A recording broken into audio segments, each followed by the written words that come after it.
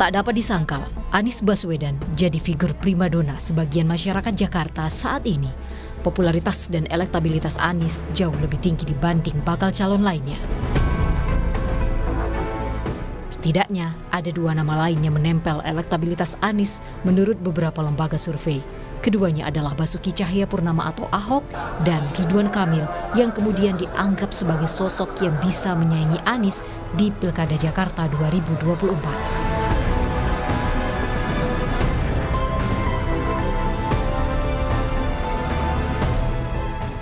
Hasil survei terakhir yang dirilis Indikator Politik periode 18 sampai 26 Juni 2024 menunjukkan elektabilitas Anies Baswedan di Pilkada Jakarta paling banyak disebut pada simulasi top of mind yaitu 39,7%, disusul Basuki Cahayapurnama atau Ahok 23,8% di posisi kedua dan Ridwan Kamil di posisi ketiga dengan 13,1%. Anies dengan pengalaman di Jakarta dan elektabilitasnya yang tinggi hingga saat ini masih menunggu siapa yang bakal jadi penantangnya di Pilkada Jakarta.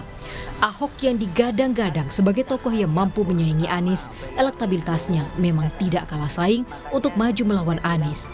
Masalahnya, Ahok masih dibayang-bayangi politik identitas yang mungkin saja jadi tantangan besar baginya. Nama lainnya, Ridwan Kamil atau RK, sebenarnya tidak kalah populer, namun sayang kalah pengalaman dibanding Anies dalam memimpin Jakarta. Apalagi Ridwan Kamil yang dianggap jadi penantang sepadan Anies Baswedan lebih diinginkan dimajukan Partai Golkar di Pilkada Jawa Barat. Kader Partai Golkar yang memiliki elektabilitas tertinggi, sehingga bisa mempermudah proses pencalonan dalam Pilkada tahun 2024. Survei terakhir dari kita juga kuat sekali keinginan masyarakat Jawa Barat yang menginginkan agar Pak Ridwan Kamil kembali dicalonkan menjadi Gubernur Jawa Barat. Meski demikian, Ridwan Kamil punya peluang untuk bersaing dengan Anies. Jika Ahok tidak maju di Pilkada Jakarta, diprediksi Ridwan Kamil akan dapat durian runtuh dari suara pendukung Ahok. Ya, Ridwan Kamil masih terbuka peluangnya, meskipun peluangnya tidak sebesar di Jawa Barat. Tetapi bukan berarti dia kartu mati di Jakarta, karena kemampuan Ridwan Kamil untuk menarik pendukung yang lain itu lebih kuat. Contoh yang paling jelas tadi, kalau Ahok tidak maju, itu Ridwan Kamil langsung dapat durian runtuh. Selisih dengan Anies jadi makin menipis. Keputusan Partai Nasdem mengusung Anies Baswedan di Pilkada Jakarta menjadikan Anies jadi sosok pertama yang punya tiket melaju di pemilihan Gubernur Jakarta. Dengan mengantongi 29 kursi DPRD, 11 dari Nasdem, dan 18 kursi dari PKS, Anies Baswedan sudah cukup mengantongi bekal dukungan sebagai syarat maju di Pilkada Jakarta dan jadi yang pertama pemilik tiket melaju di pemilihan Gubernur Jakarta. Sisa waktu sebulan menuju pendaftaran bakal Cagup-Cawagup pada 25 hingga 29 Agustus mendatang. Akankah nama Ridwan Kamil muncul sebagai kejutan yang akhirnya maju sebagai penantang Anies di Pilkada Jakarta November mendatang? Kita tunggu saja. Tim Liputan, Kompas TV, Jakarta. Anies Baswedan terus mengungguli sejumlah survei Pilkada Jakarta. Namun, elektabilitas Ahok dan Ridwan Kamil terus menempel Anies. Bahkan Ridwan Kamil berpotensi dapat durian runtuh jika Ahok tak maju. Akankah Anies akan berujung melawan Ridwan Kamil di Pilgub Jakarta? Kita bahas bersama Direktur Eksekutif Indikator Politik Indonesia, Burhanuddin Muhtadi. Selamat sore, Mas Burhanuddin. Terima kasih Mas sudah bergabung di Kompas TV untuk sore ini. Makasih undangannya, Mario. Siap Mas, ini Pilkada Jakarta menjadi salah satu kontestasi yang paling sering dibicarakan di pemilihan kepala daerah, di mana top of mind Anies masih menjadi yang terunggul dan juga ada Ahok dan juga Ridwan Kamil. Dari Indikator Politik Indonesia sendiri Mas, bagaimana melihat Anies masih menjadi champion, masih menjadi juaranya untuk pertarungan di survei ini?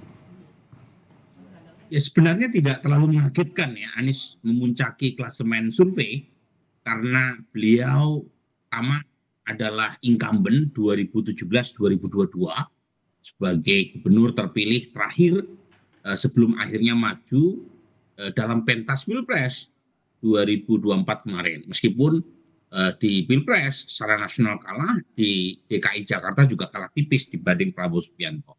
Tetapi setidaknya dia punya modal elektoral yang lebih tinggi dibanding nama-nama lain. Tetapi yang perlu dicatat, Mario, elektabilitas Anies ini tidak dominan. Karena kalau kita cek dari berbagai macam simulasi, itu elektabilitas Anies tidak pernah mencapai 50% plus. Jadi paling tinggi sekitar 42% dalam simulasi 3 nama, yaitu Anies versus Ridwan Kamil versus Ahok.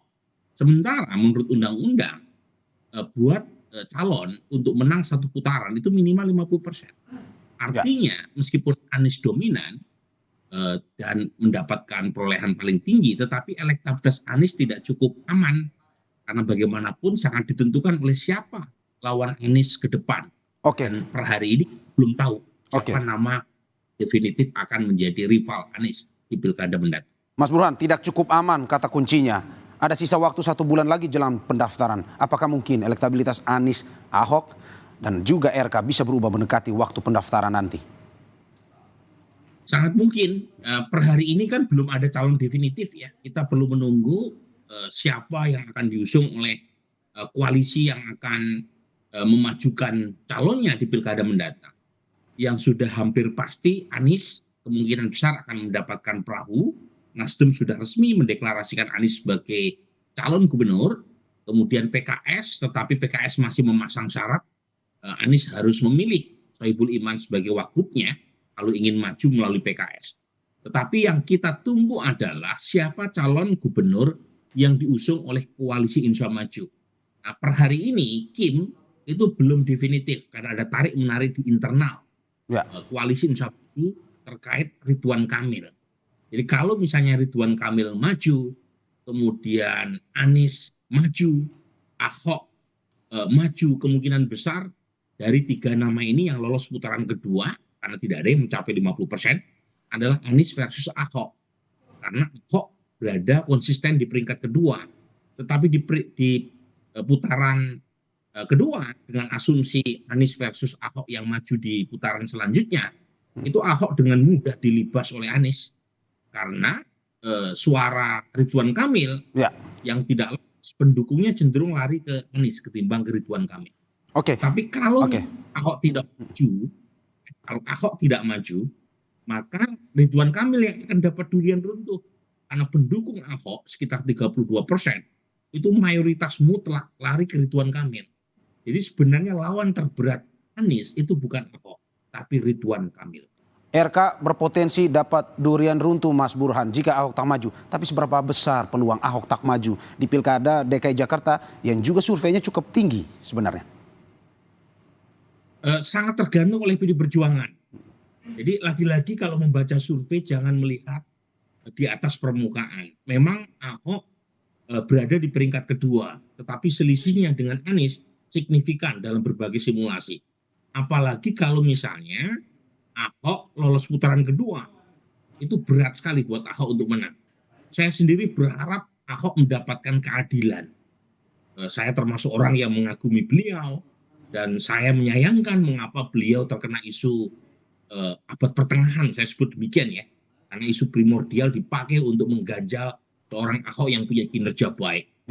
Dan kita tahu bahwa Ahok juga mengatakan siap untuk maju Pilkada 2024. Tapi masalahnya adalah yang tidak siap pemilihnya.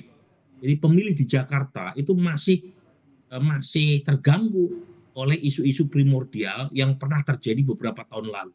Dan ini yang membuatkan Ahok mengecil bahkan dibanding Ridwan Kamil sekalipun. Mas, tapi seberapa besar durian runtuh yang didapatkan oleh Ridwan Kamil jika pada akhirnya misalkan Ahok tidak maju? Apakah mungkin saingan RK versus Anies maju putaran kedua misalkan, ataupun head to head di putaran pertama akan mungkin bisa memenangkan RK mengejar Anies? Nah, data yang kami presentasikan kemarin sangat jelas, Mario. Jadi kalau misalnya kita cek dari semua simulasi hingga 3 nama, itu selisih Ridwan Kamil dengan Anies Baswedan itu kisaran 26-27% selisihnya ya dalam semua simulasi kecuali head to head. Tapi ketika simulasi head to head dilakukan Anies versus RK dengan asumsi Ridwan Kamil dengan asumsi Ahok tidak maju, itu selisih Ridwan Kamil langsung menipis dengan Anies Baswedan. Jadi suara Ahok itu langsung ngeblok ke Ridwan Kamil. Sehingga perbedaan antara Ridwan Kamil dengan Anies dalam simulasi head to head itu tinggal 11%. Dan jangan lupa Ridwan Kamil sampai sekarang belum bekerja, belum definitif juga. Karena partainya sampai sekarang masih mencoba mempertahankan Ridwan Kamil di Jawa Barat. Karena sudah hampir pasti Ridwan Kamil akan memperoleh kemenangan di Jawa Barat. Sementara di DKI Jakarta belum tentu. Betul. Tapi lagi-lagi poin saya, kalau RK maju, kemungkinan RK untuk menarik basis pendukung calon gubernur yang lain itu lebih besar ketimbang Ahok atau nama-nama. Mas Burhan, kalau misalkan tadi Anda mengatakan bahwa jika head to head Anies versus RK bisa memotong ketertinggalan itu. Tapi apa sebenarnya atau faktor apa saja penentu kemenangan? Apakah mungkin kinerja partai, kerja partai ke masyarakat, atau mungkin wakilnya yang bisa menjadi penentu? Nah, menurut saya pertama personalitinya dulu ya, ketokohannya. Nah, RK punya kemampuan untuk lebih inklusif dalam menarik basis pendukung partai lain. Itu yang pertama. Yang kedua, terkait dengan latar belakang RK juga, yang notabene adalah mantan gubernur provinsi besar, yaitu Jawa Barat. Jadi tidak kalah profilnya dibanding Anies. Yang ketiga, kita tahu juga RK berasal dari partai besar, Golkar. Dan saat yang sama, kalau misalnya RK maju, didukung oleh koalisi yang terasosiasi dengan kekuasaan. Dan jangan lupa, ya, RK bagian penting dari kampanye Prabowo Gibran. Dan pada saat pilkada nanti, ya, itu dilakukan di saat Prabowo sudah menjadi presiden. Jadi kalau terjadi pertarungan antara Anies versus RK, itu big match. Nah, kalau terjadi Anies versus Ahok itu rematch. Jadi tergantung ya, meskipun lagi-lagi dalam konteks Anies versus Ahok, meskipun terjadi rematch, kemungkinan Ahok untuk menciptakan kejutan kecil. Tetapi kalau Anies melawan Ridwan Kamil, itu saya kira peluang siapa yang akan menang itu sangat ditentukan oleh kerja-kerja keras, baik cagupnya maupun tim sukses maupun partainya. Mas Burhan, kalau melihat wakil dari survei yang Anda lakukan, calon-calon wakil yang mungkin bisa menggenjot suara dari Ridwan Kamil, siapa sebenarnya dari survei yang dilakukan oleh indikator politik yang bisa berpasangan dengan Ridwan Kamil sendiri? Kalau kita lihat ya, nama-nama yang muncul sebagai pasangan, entah itu Anies, entah itu Ahok, entah itu Ridwan Kamil, kita punya banyak sekali simulasi pasangan. Ya. Misalnya Anies kita simulasikan dengan Andika Perkasa, kita simulasikan dengan Charles Honoris, kita simulasikan dengan Saiful Jarot, ya. Kemudian Ahok kita simulasikan dengan tokoh PKB Ida Fauzia, kemudian misalnya RK kita simulasikan dengan banyak nama. Itu nama-nama yang disimulasikan sebagai pasangan ketiga calon gubernur ini, itu umumnya itu belum memberi dampak elektoral apapun. Ya. Jadi semuanya masih bergantung pada elektabilitas calon gubernurnya.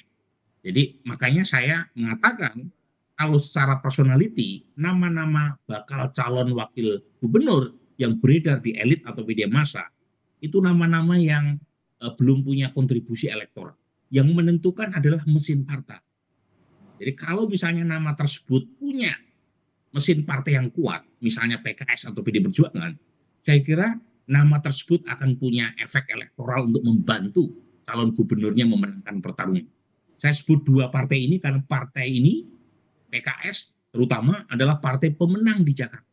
Ya. Dan yang kedua, PKS itu menguasai kota-kota satelit di sekitar Jakarta. PKS menang di kota Bogor, di kota Bekasi, ya, di kota Depok. Ya. Jadi penting PKS ini. Jadi misalnya nama PKS mengajukan calon wakil gubernur yang tidak populer, tetapi mesin partainya bisa bekerja. Masalahnya bekerja untuk siapa? Dari data kita, Mario, ya, kalau PKS itu mengajukan calon wakil gubernur untuk Anies, itu efek elektoralnya lebih minimal buat Anies. karena basis konstituen PKS sudah memilih Anies. Ya. Jadi calon wakil gubernur yang diajukan PKS itu lebih berguna kalau misalnya PKS menyodorkan namanya, nama wakil gubernurnya untuk Ridwan Kamil. Ya. Tetapi buat Anies itu secara elektoral Anies tidak terlalu banyak mendapatkan manfaat karena basis pendukung Anies itu sudah banyak yang berasal dari konstituen PKS. Oke, Mas. Sementara untuk kebalikannya, untuk calon wakil gubernur dari PD Perjuangan itu lebih berguna untuk disandingkan ke Anies. Karena Anies kalah telak terutama di basis-basis PD Perjuangan di Jakarta seperti Jakbar dan Jakarta Utara. Oke, Mas, kalau melihat partai tadi Anda sudah menyinggung sedikit, kalau pada akhirnya Kim, Koalisi Indonesia Maju bersatu untuk mendukung Ridwan Kamil dan juga Presiden terpilih Prabowo Subianto memberikan dukungannya kepada Ridwan Kamil, apakah mungkin Ridwan Kamil akan suaranya akan semakin cair dan bisa di atas Anies? Ini namanya kemungkinan ada saja, tentu saja kemungkinan itu terbuka, Mario ya. Tetapi per hari ini Ridwan Kamil masih berada di bawah Anies. Datanya mengatakan demikian. Tetapi survei itu kan punya keterbatasan, hanya mampu memotret ketika data collecting itu dilakukan. Tetapi ke depan itu masih ada kemungkinan buat Ridwan Kamil untuk menciptakan kejutan menyalip Anies. Jangan lupa, saya sebut Anies tadi tidak dominan karena elektabilitasnya di kisaran 42%, paling tinggi dalam simulasi 36. Artinya Anies tidak melampaui 50% plus 1 untuk seorang calon gubernur yang berasal dari petahana. Anies ini sudah punya modal 5 tahun sebagai gubernur DKI Jakarta. Yang kedua, Anies sudah menjadi calon presiden 2024 dan kalah di DKI Jakarta. Jadi saya tekankan sekali lagi ya, di Pilpres 2024 Anies kalah di kandangnya sendiri di Jakarta. Ya. Meskipun kalahnya tipis, tapi tetap kalah. Ya. Artinya Anies bukannya nggak terkalahkan. Ya, jadi menurut Anda itu berefek juga, Mas Burhan ya? Menurut Anda itu berefek juga pada pilkada ini nanti ya, waktu kalah di Pilpres kemarin di Jakarta? Ya tentu saja, tetapi poin saya bukan itu, Mario. Poin saya, Anies itu tidak kuat-kuat amat. Ya. Tetapi untuk mengalahkan Anies juga tidak bisa mengajukan tokoh yang biasa-biasa saja. Butuh tokoh yang selevel dengan Anies. Nah, dari data kita temukan tokoh tersebut yang punya kemampuan dan level yang kurang lebih sama dengan Anies adalah Ridwan Kamil. Cuma masalahnya ini kan Ridwan Kamil itu masih dipertahankan oleh Golkar. Ya. Karena bagaimanapun Golkar tidak mau mengambil risiko membawa Ridwan Kamil ke Jakarta. Sementara ya, di Jakarta belum tentu menang melawan Anies. Sementara kalau dipertahankan di Jawa Barat, buat Golkar itu lebih potensial dan surveinya juga mengatakan demikian. Beberapa waktu lalu kami merilis survei di Jawa Barat, Ridwan Kamil unggul. Nah, di situ ada tarik-menarik kepentingan antara Golkar dengan Gerindra. Karena kalau Ridwan Kamil dibawa ke Jakarta, kemungkinan besar yang memenangkan pertarungan di Jawa Barat adalah kader Gerindra. Namanya Deddy Mulyadi. Sementara Jawa Barat, populasi penduduknya paling gemuk.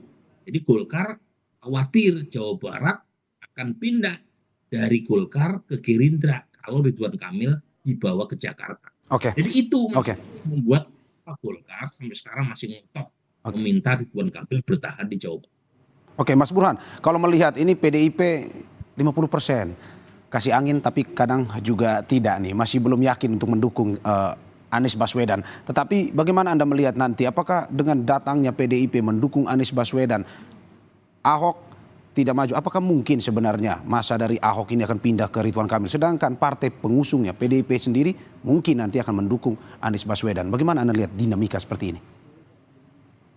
Begini Mario ya, kita mengenal istilah namanya split ticket voting. Partai itu kurang berakar.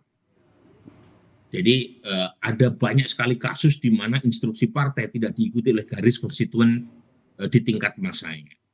Nah, mengapa itu terjadi? Salah satu sebabnya adalah karena preferensi basis masing-masing partai itu punya keinginan sendiri-sendiri yang berbeda dengan kepentingan elitnya. Dan itu terjadi kalau Anda baca 91 slide rilis yang kami paparkan kemarin, itu clear datanya. Basis PD Perjuangan itu tidak ke Anies. Artinya, kalau misalnya Ahok dijodohkan dengan Anies, mungkin mampu membawa sebagian pendukung Ahok untuk memilih Anies. Tetapi ya belum tentu Ahok mau sebagai wakilnya Anies.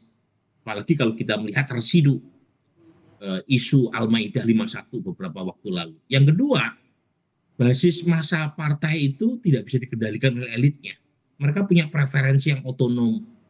Dan jangan lupa, secara ideologis ada banyak rintangan yang membuat basis PD Perjuangan itu berpikir 1000 kali untuk memilih Anies Baswedan. Dan itu yang membuat dalam simulasi head to head, pemilih PD Perjuangan yang notabene pendukung Ahok terutama dari kelompok non-muslim dan pemilih muslim progresif itu cenderung larinya ke Ridwan Kamil. Ya. Karena suka tidak suka polarisasi 2017 itu sepertinya masih membekas. Dan itu yang membuat antara basis Anies atau basis Ahok itu seperti berbeda 180 derajat. Oke, Mas Burhan, terakhir analisis Anda melihat dinamika politik Pilkada Jakarta yang masih cair seperti ini, akankah mungkin Anies akan head to head atau melawan dua pasangan calon dari survei indikator politik Indonesia?